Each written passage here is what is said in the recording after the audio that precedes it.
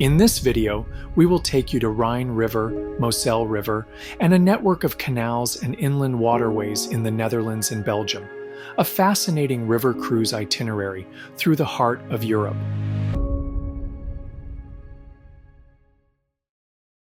This video unfolds in three parts. First, we cruise the Rhine from Basel to Boppard. Then, we follow the Moselle from Koblenz to Trier.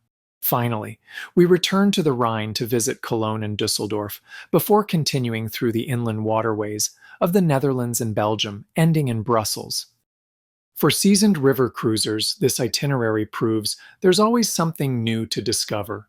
For first-time river cruisers, it offers a taste of the very best each river region has to offer. And at the end of each day's program, we've included a travel tip just for you. Wherever you are in your travel journey, we hope this video inspires your own European river adventure. Our journey began in Basel. Embarkation aboard the supership Victoria set the tone for the luxurious journey ahead. From the moment we stepped on board, it was clear this ship isn't just transportation, it's a floating boutique hotel. The supership Victoria accommodates just 110 guests, served by a crew of 41. One standout feature of this ship, it has no lower deck staterooms. Every guest stays on either the middle or upper decks, in spacious cabins with panoramic views and abundant natural light. Public spaces include a stunning main lounge with a glass ceiling and floor-to-ceiling windows, multiple dining venues, including the main restaurant and a private dining room reserved for special occasions or exclusive experiences, a spa, fitness room, heated pool, and even a self-service laundry, a rare feature on river ships. Our stateroom was a 253 square feet signature French balcony with the bed facing the river, an enclosed balcony with floor-to-ceiling windows that lower with the touch of a button, a generous walk-in wardrobe, and a spa-inspired double vanity bathroom. Embarkation day is all about settling in, unpacking once, enjoying a welcome drink, and meeting your fellow guests. A peaceful and elegant start to a richly immersive 15-day journey. Tip of the day: staterooms on river cruises are like hotel rooms and often come equipped with a small built-in fridge, typically located beneath the desk. These mini fridges can generate residual heat, which may warm the surface directly above them. If you're traveling with temperature-sensitive items, like medication, it's best to store them elsewhere. For everything else, the warmth is minimal and shouldn't be a concern. After an overnight stay, we spent day 2 continuing our exploration of Basel, Switzerland's third largest city. It is renowned for its rich cultural heritage, historic architecture, and global prominence in the pharmaceutical industry. Excursion options for the day included hike the Swiss Alps with picnic lunch. This full-day excursion to Mount Rigi featured a guided alpine hike and a picnic lunch with sweeping mountain views. Note that space for this excursion was limited and tended to fill quickly. Alternatively, join the Lucerne walking tour, a scenic and cultural experience through this postcard-perfect city. Space for this tour was also limited and filled up quickly. We opted for the Basel walking tour with local treats. Having previously visited the city during Christmas, we were eager to experience Basel again, this time in summer's golden light. Basel is often referred to as Europe's Pharma Valley, home to industry giants like Roche and Novartis. Our guide, who happened to be a neuroscience student, shared a fascinating fact. It was here in 1938 that Swiss chemist Albert Hofmann first synthesized LSD at Sandow's laboratories. He later accidentally discovered its psychedelic effects in 1943. Today, research into LSD's potential for treating conditions like depression, anxiety, and PTSD is once again gaining momentum, including here in Switzerland. Another fun fact: because of Basel's unique tri-border location, many people work in Switzerland, shop in Germany, and live in France. It makes sense. Swiss jobs often pay twice as much as in Germany, while goods are cheaper across the border in Germany, and housing costs are lower in nearby French towns. For art lovers, Basel is a dream. We visited the Kunstmuseum Basel in the afternoon. It houses the world's oldest public art collection and features an impressive selection of Picasso's work, including the Two Brothers, Seated Harlequin, and many others. There's a fascinating story behind how Picasso came to donate his works to this museum. See if you can uncover it during your visit. Tip of the day: some excursions have limited space and can fill up quickly. While some cruise lines allow advance online registration, others require you to sign up on board. Either way, decide early and register as soon as possible. Day 3 brought us to Strasbourg, a beautifully cross-cultural city perched on the French-German border. Over centuries, it has shifted between both nations, giving it a unique bilingual charm. Strasbourg isn't just beautiful, it's politically significant. It hosts the European Parliament, which meets here every month. Excursion options included a guided walking tour of the Old Town, with highlights like the charming La Petite France district, the city's iconic canals and half-timbered houses, the majestic Strasbourg Cathedral, one of the finest examples of late Gothic architecture in Europe. Having visited Strasbourg before, we opted for a different kind of experience, a memorable escape to Baden-Baden, Germany, just over an hour away. Nestled at the edge of the Black Forest, Baden-Baden is one of Europe's premier luxury spa towns, celebrated for its elegant hotels, curated gardens, and wellness heritage. We walked along the Lichtenthaler Allee, a beautiful landscape promenade lined with more than 300 species of exotic and native trees and flowers. A particularly intriguing stop was the Fettquell, which means fat source. This historic thermal fountain emits mineral-rich water that's surprisingly hot to the touch. It's a publicly accessible hot spring, though not for drinking, and serves as a gentle reminder of the town's healing water heritage. We also visited the legendary Casino Baden-Baden, set in a stunning neoclassical building. Often called one of the world's most opulent gaming halls, offering a real step back into old-world glamour. After lunch on board, the ship's shuttle took us back to Strasbourg, where we spent the afternoon browsing local shops and soaking in the old town's timeless charm. Tip of the day: many cruise lines offer shuttle buses to the city center on a fixed schedule. If you plan to use one, note or photograph the timetable. To easily find your pickup point later, mark it on a city map from reception or drop a pin in your phone's map app. We arrived in Speyer, Germany on day 4, a city best known for the Speyer Cathedral. This UNESCO World Heritage Site is the largest Romanesque cathedral in the world. Excursion options included a full-day trip to Heidelberg, often called Germany's most romantic city, with its hilltop castle ruins, philosopher's walk, and charming old town inspiring poets for centuries. But we chose something truly unique: a visit to the Doctorenhof vinegar estate. Tucked away in the countryside near Speyer, in the village of Wenningen, this family-run estate has been producing gourmet drinking vinegars for a few decades. These are not the vinegars you drizzle over a salad. They are crafted from premium wines such as Gewürztraminer, Sylvaner, Riesling, and Pinot Noir, then aged with a century-old vinegar mother and infused with herbs, fruits, or flowers. The result is a complex, elegant aperitif meant to be sipped slowly, between courses or after a meal, from a long-stem tasting glass, or added as a final flourish to enhance a dish's flavor. Our visit began with a warm welcome in the garden, followed by donning long robes as soft choral music played. We stepped into the candlelit vinegar cellar, where barrels quietly ferment and mature, and then into the fragrant herb chamber. The experience felt part ritual, part theater. Before the tasting began, we enjoyed a short rest outdoors, sipping ice-cold water delicately infused with vinegar, the perfect refreshment for a summer's day. We began our tasting with Ficus the fig, mild, fruity, and balsamic. It set the tone for what was to come.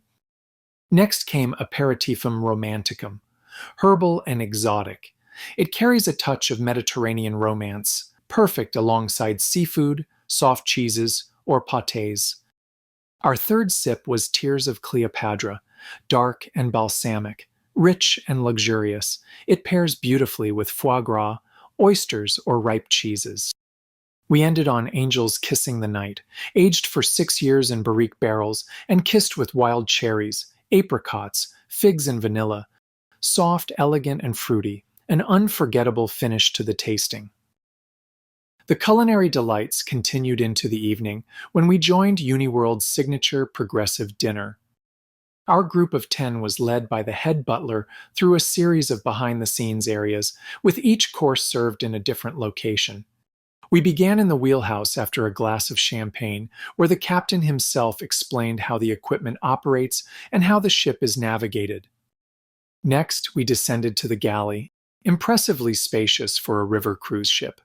Here, the chef showed us how meals are prepared and explained the protocols in place to prevent cross-contamination for guests with special dietary needs.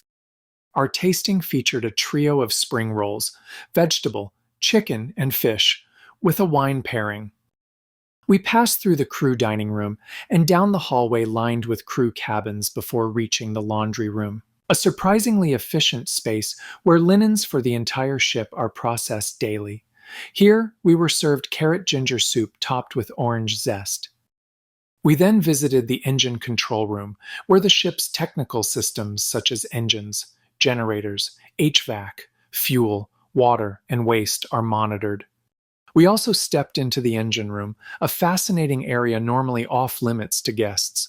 No food was served in these technical spaces.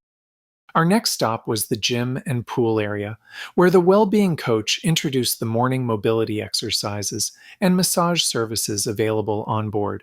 Here, we were served crispy panko prawns with garlic lemon aioli. We concluded our culinary journey in the vintage room, where the main course, sirloin steak, and dessert were served. It was the perfect ending to a day filled with exceptional experiences. Tip of the day: pay attention to special onboard programs, whether a ship tour, a wine or spirit tasting, or a unique dinner event. Capacity is often limited, and these experiences are well worth signing up for. In the morning of day 5, the ship docked in Rüdesheim, a picturesque riverside town as rich in history as it is in wine. Once a northern frontier of the Roman Empire, Rüdesheim now charms visitors with cobblestone streets and scenic vineyards. Excursion options included the Rüdesheim mini train. Guests could board a cheerful little train directly from the ship for a narrated ride through the town. After the ride, there was free time to explore Rüdesheim's shops, cafes, and the famous Drosselgasse, a historic alleyway on foot. We chose the alternative option, which is a visit to Rheinweinwelt, meaning Rhine Wine World. Rheinweinwelt is set inside a historic cellar complex and features 14 creatively designed wine caves, each dedicated to a different winemaker or theme. On arrival, we received 10 tokens to exchange for tastings from a selection of over 160 wines, including crisp Rieslings, bold reds, and sparkling varieties. The visit was self-guided, with tasting notes and background information in each chamber, allowing us to explore at our own pace. For many travelers, Rheinweinwelt is more than a fun detour. It's often described as the Las Vegas for wine lovers, thanks to its playful tasting system and glittering historic setting. The ship set sail around lunchtime for Boppard, where we docked overnight. During this leg of the journey, we passed through one of its most iconic stretches, the Upper Middle Rhine Valley. 31-mile section of the river recognized as a UNESCO World Heritage Site. As the Rhine winds and twists through the valley, each turn reveals another breathtaking view. Steep terraced vineyards, half-timbered villages, and hilltop castles that seem lifted from a fairy tale. Among the many castles in this region, here are a few examples. Rheinstein Castle, built in the early 14th century, now houses a museum and serves as a wedding venue. Stalag Castle, dating back to the 12th century, and today operates as a youth hostel overlooking Bacharach and the Rhine Gorge.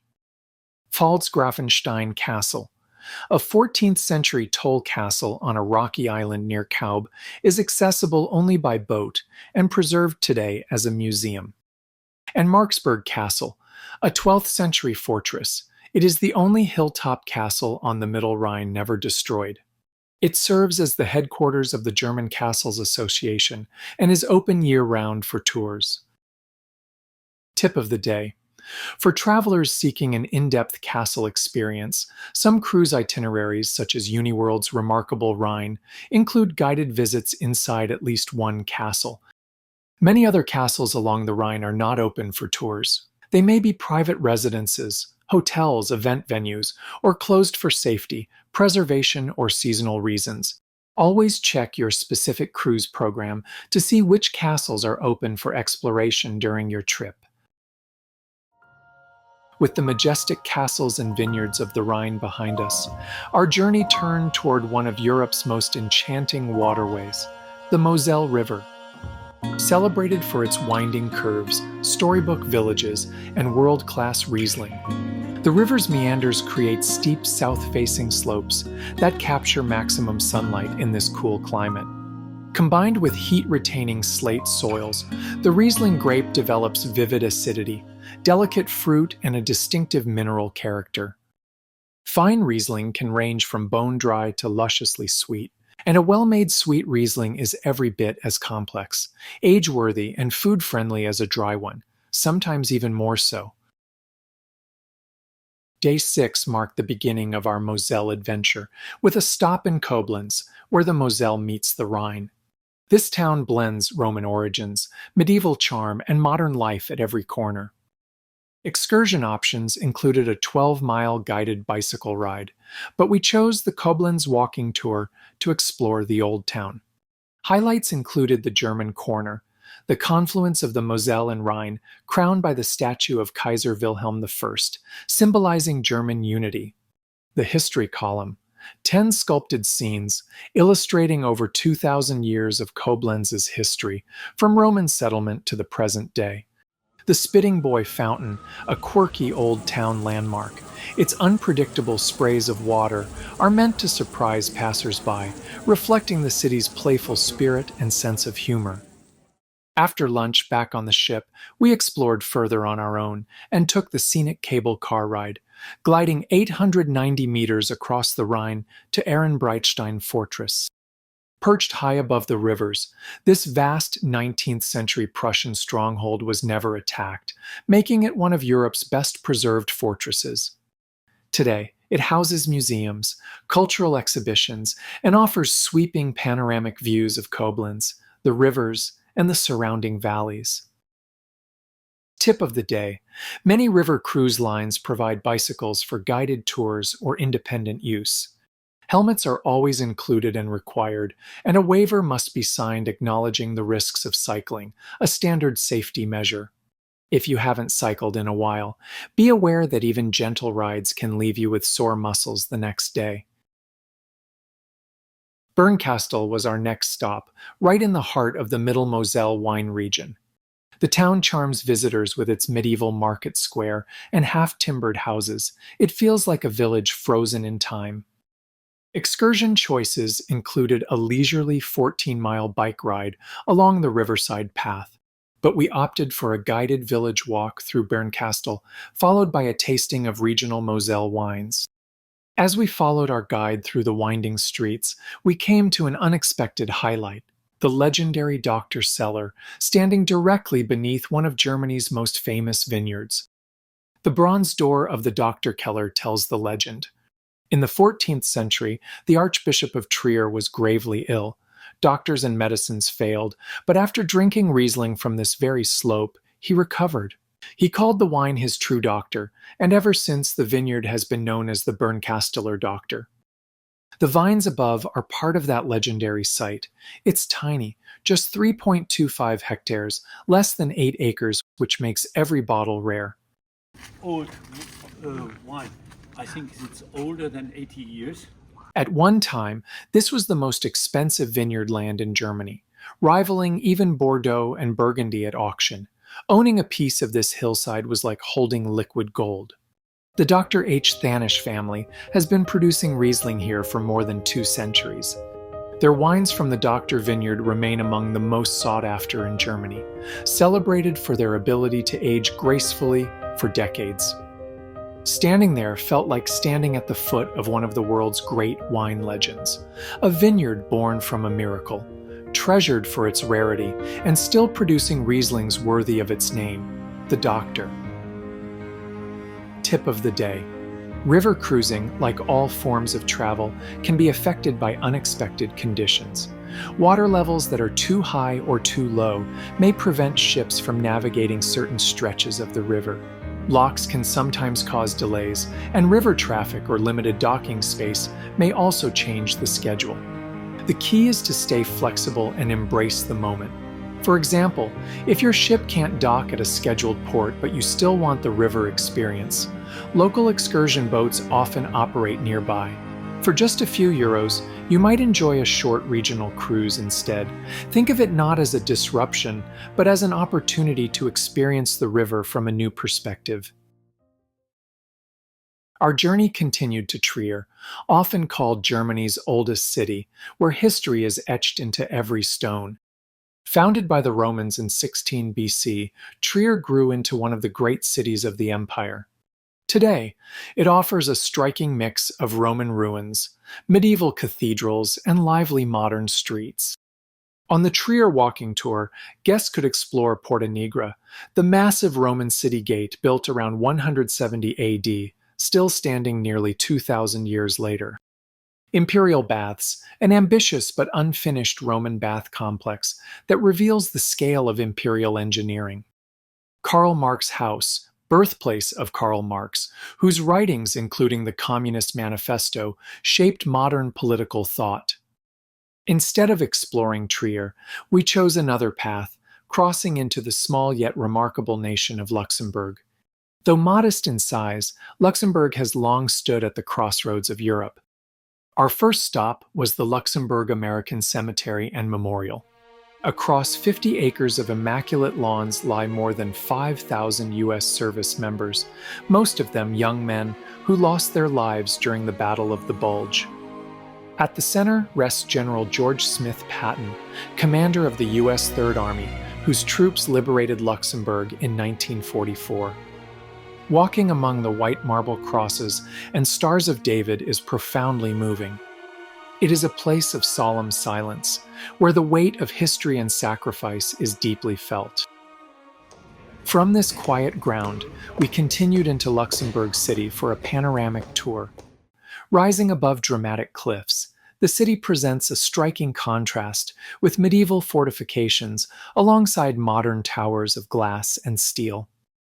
We explored Notre Dame Cathedral, built in the early 1600s.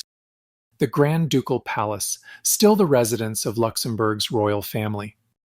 The Golden Lady Monument, a gilded statue atop an obelisk symbolizing freedom and resilience. Later, we enjoyed lunch and shopping at our own pace, surrounded by the hum of daily life. The atmosphere felt light and relaxed, a fitting balance to a day that began with solemn remembrance. Tip of the day: on luxury cruises, dining is more than a meal, it's a five-star experience, from the artistry of presentation to the richness of flavor. Menus are a guide, not a limit.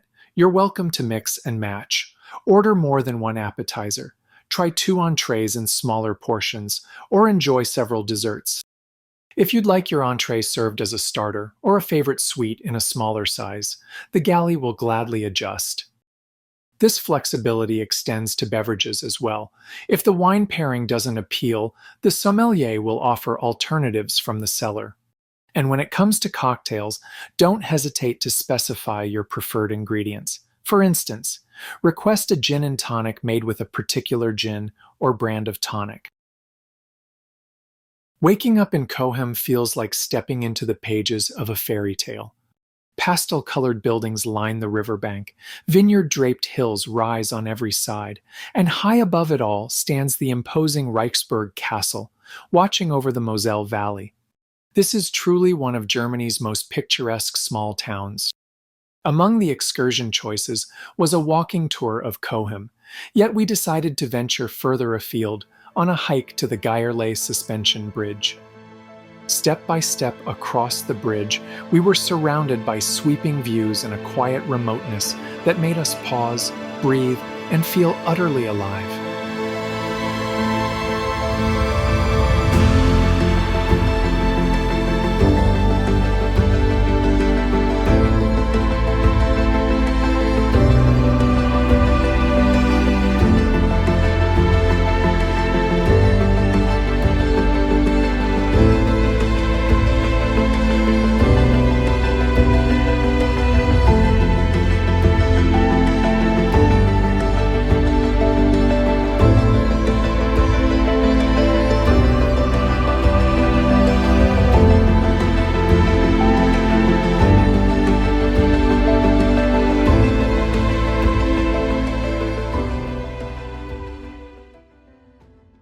Later that day, we still made time for the castle on our own terms. A local Reichsburg shuttle picked us up from the bus station and carried us up the steep hill to the castle gates. For just a few euros, we joined the English language guided tour. Reichsburg's story stretches back to the 12th century, when it stood as a fortified toll station overlooking Moselle River traffic. In 1689, it was destroyed by French troops, only to be brought back to life in the 19th century as a neo-Gothic masterpiece, an expression of romantic architecture and imagination. Outside, the reward was even greater, sweeping views of the Moselle, winding like a silver ribbon through vineyard-covered hills. Tip of the day: be curious. Be adventurous. Don't be afraid to use local transportation and explore independently.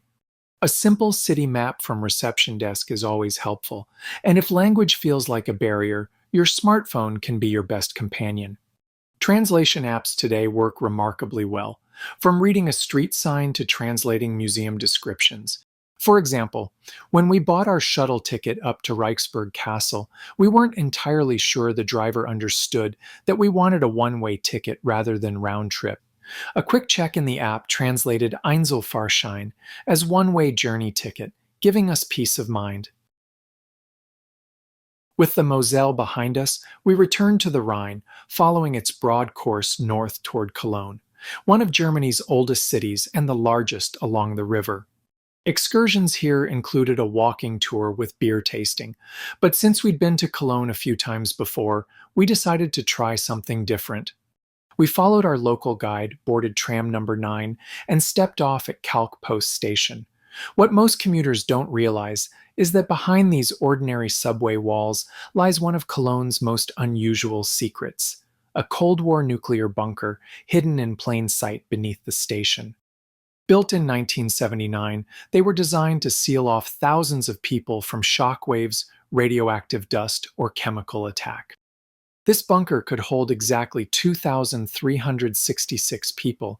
Each person had their own bunk, crammed side by side with just 1.7 square meters of space per person. To keep everyone alive for up to 14 days, there was a kitchen and food storage. Meals would have been basic, but rationed carefully to stretch the supplies. The bunker had its own deep well and water treatment system, completely independent of the city supply. Washrooms and toilets were simple, but they allowed for basic hygiene during 2 weeks underground. Air filters were among the most critical systems. They could block fallout particles, chemical agents, and even biological threats. From the control room, staff monitored airflow, water, and power to keep everyone alive. This bunker was one of 10 planned for Cologne, but the only one actually completed. It was decommissioned in 2005. Today, it survives as the Cold War Documentation Center, a hidden reminder of a world that once lived under the shadow of nuclear war. In the evening, Uniworld treated us to a special nights out excursion at the Cologne Triangle observation deck. From nearly 100 meters above the city, we enjoyed sweeping 360-degree views. The final highlight of the day came just before midnight, when the ship set sail from Cologne. It was a chance to watch the city sparkle against the dark sky.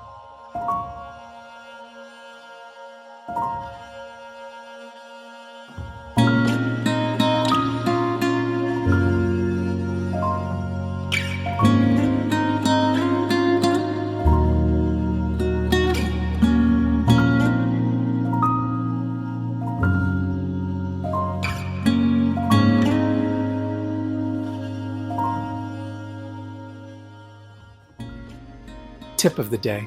In Europe, public washrooms often charge a small fee, usually between 50 cents and €1. Facilities aren't always easy to find, so ask your tour guide or look for restrooms in fast food restaurants or coffee shops. If you don't have coins ready before departure, check with your ship's reception desk.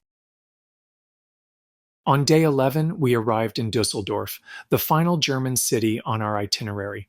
While some guests chose the bike tour, we opted for the walking tour with alt beer tasting. Düsseldorf is a city of contrasts and surprises. It is home to the largest Japanese community in Germany and one of the largest in Europe. Beginning in the 1950s, Japanese companies established their European headquarters here, drawn by the city's industrial strength, central location, and excellent transport links. The city also enjoys a playful rivalry with nearby Cologne, often expressed through football and beer. The Altstadt, or Old Town, may cover only a few blocks, but with more than 300 bars and breweries, it has earned the nickname the longest bar in the world. After lunch on board, we continued exploring on our own. A walk along the Rheinufer Promenade revealed wide river views, sculptures, and lively cafes. Just a short distance from the ship's dock lies Düsseldorf's modern architectural district, home to the striking Neuer-Sollhof buildings, designed by Canadian-American architect Frank Gehry. At 6 p.m., we gathered on the sun deck for one of Uniworld's signature traditions, the sail-away sabering ceremony. One more time, thank you for traveling with us. I'm waiting for you. 1, 2, 3. Wow! Cheers, everybody. Somebody like to try a sip from this bottle?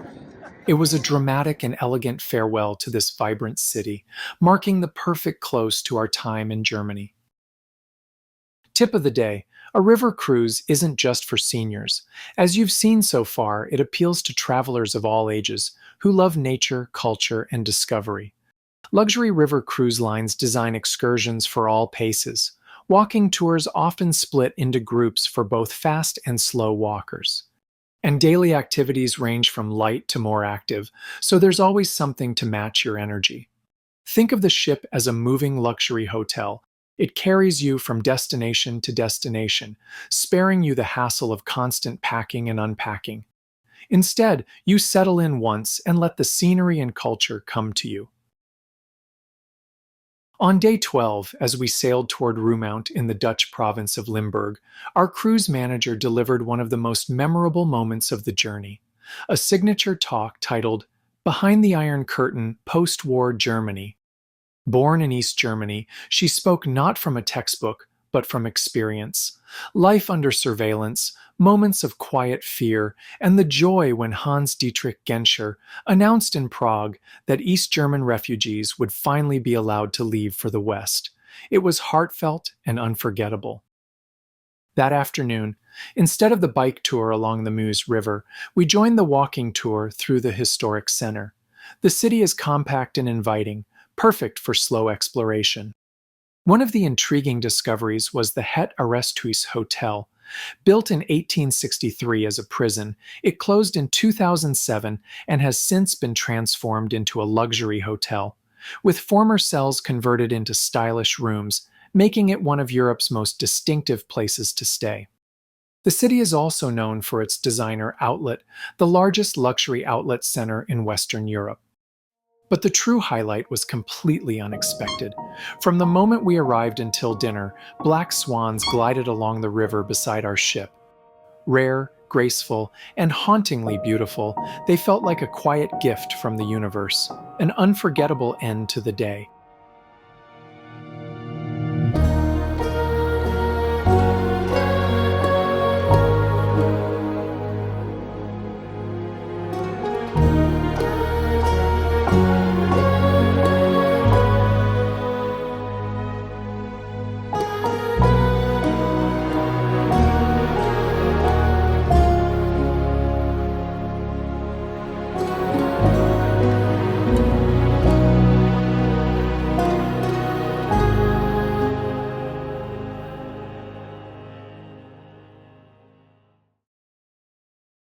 Tip of the day: in many European cities, feeding wild animals, like swans, ducks, or pigeons, is discouraged or even prohibited. It may seem harmless, but it can lead to overpopulation, dependency on human food, pollution, and even the spread of disease. That's why local authorities sometimes issue fines, often around €50, for feeding animals in parks or along waterways. The best way to enjoy them is to watch respectfully, follow posted rules, and help keep these beautiful creatures healthy and wild.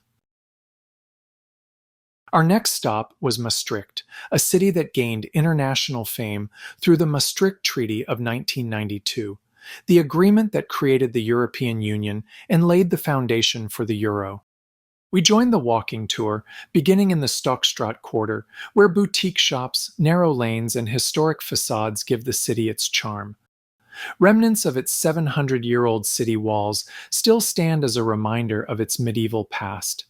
One of the most memorable stops was Boekhandel Dominikanen, often called one of the most beautiful bookstores in the world. Inside a 13th-century Dominican church, sunlight pours through stained glass windows. Once a sacred space, it is now a sanctuary for readers, with more than 50,000 titles to explore. Another highlight was the Basilica of St. Servatius, the oldest surviving church in the Netherlands. Its red-painted tower, colored with iron oxide pigment, has been a tradition since the Middle Ages, both protecting the stone and giving the church its dramatic presence in the city skyline. That afternoon, Uniworld hosted a wine tasting event on board. Our sommelier guided us through a comparison of two outstanding red wines, each tasted directly from the bottle and again after decanting to reveal how aeration changes aroma and flavor. The first was a 2021 Merlot called Solus, made by winemaker Jair Attila in Valani, Hungary. A powerful yet refined single varietal Merlot from one of the country's most renowned winemakers, produced in a region often compared to Bordeaux.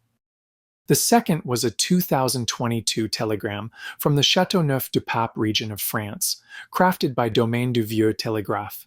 Elegant and approachable, it comes from one of the most celebrated appellations in the Rhone Valley. Together, these wines created 4 distinct tasting experiences, a perfect way to transition into the evening. Tip of the day: some travelers hesitate to book a river cruise because they worry about laundry. In reality, luxury lines such as Uniworld provide complimentary, self-service laundry facilities on board. For returning guests, the Heritage Club loyalty program adds an extra benefit: 1 bag of laundry per guest, done through the ship's complimentary laundry service. In addition, today's activewear and many travel-friendly fabrics are designed to dry quickly, making it simple to hand wash a few items in your stateroom if needed. With self-service, professional laundry service, and smart packing, staying comfortable on a river cruise is effortless. Our final full day took us to Antwerp, Belgium's bustling port city. Known worldwide as the Diamond Capital, Antwerp is also a city of rich history, bold architecture, and irresistible flavors. Rather than join the morning walking tour, we chose a different path: a visit to Chocolate Nation. Inside, we followed the fascinating journey of the cocoa bean. From equatorial farms in Ecuador, Brazil, and West Africa, through Antwerp's role as the largest cocoa port in the world, to the Belgian chocolatiers who transformed this humble bean into a national treasure. The museum was as indulgent as it was educational. We sampled our way through Belgium's chocolate heritage and even tried ruby chocolate, a relatively new variety introduced in 2017 by the Swiss company Barry Callebaut. Made from specially processed cocoa beans that naturally yield a pink hue, it contains no dyes or fruit additives. Its flavor is bright and slightly tangy, with hints of red berries like raspberries and currants, an unusual and intriguing addition to the chocolate world. Back outside, our guide led us into the magnificent Antwerp Central Railway Station. Nicknamed the Railway Cathedral, it earns the title with its soaring dome, sweeping staircases, and richly detailed stonework. Just beyond the station lies the Diamond District, where traders, cutters, and jewelers from around the globe conduct business in one of the most concentrated diamond markets on Earth. The afternoon was ours to wander. Antwerp hums with life. Fashion boutiques, historic squares, cafes, and street energy everywhere you turn. We made time for one more Belgian specialty, the famous cherry beer that perfectly suits a summer afternoon. As evening fell, we gathered one last time for the captain's farewell reception and dinner. It was more than a formal send-off. It was a celebration of the journey itself, of the friendships formed, and of the crew whose dedication made every day seamless. Tip of the day. The crew are the heart of a river cruise. They sail these waters week after week, often far from their families, working long hours to make your voyage special. Take the time to talk with them, to listen, to say thank you. Years from now, you may forget the exact taste of a beer or the details of a cathedral, but the warmth of those human connections often becomes the most enduring memory of all. Day 15 was disembarkation day. Although our Uniworld cruise ended in Brussels that morning, we chose to stay an extra day to experience this magical city, recognized as the de facto capital of both the European Union and NATO. We arranged a private custom walking tour with a local guide, born and raised in Brussels, who showed us the city through the eyes of a friend. We stepped into hidden corners of the city, seafood and butcher shops where locals shop daily, quiet cafes and restaurants tucked into narrow alleys, a legendary jazz and cocktail bar where our guide once worked. Of course, we also visited some of Brussels' most iconic sites. Mannequin Peas, the city's cheeky little mascot, who is regularly dressed in different costumes, today he wore a Pierrot outfit. The Royal St. Hubert Galleries, Europe's first covered shopping arcade, lined with luxury boutiques, jewelers, cafes, and chocolate shops. In the Royal Quarter, the ceremonial heart of Belgium's monarchy, we walked past stately landmarks and cultural institutions. And no visit is complete without standing in awe at the Grand Place, surrounded by ornate guild halls, the town hall, and the King's House, widely regarded as one of the most beautiful squares in Europe.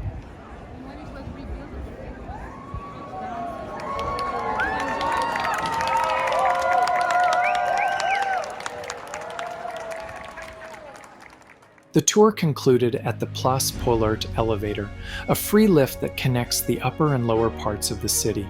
From the top, we enjoyed sweeping panoramic views over Brussels, a fitting finale to our extended stay. As this river journey comes to an end, I'm reminded that travel is more than visiting new places. It's an invitation to pause, to be present, and to see the world with fresh eyes. My thanks go to the crew, the bus drivers, and the guides who made this trip seamless, and to our dear friends Susan and Ken for sharing the joy of the journey with us. And thank you for watching. If you enjoyed this video, please like and subscribe. Please feel free to reach out with any questions about river cruising or travel planning.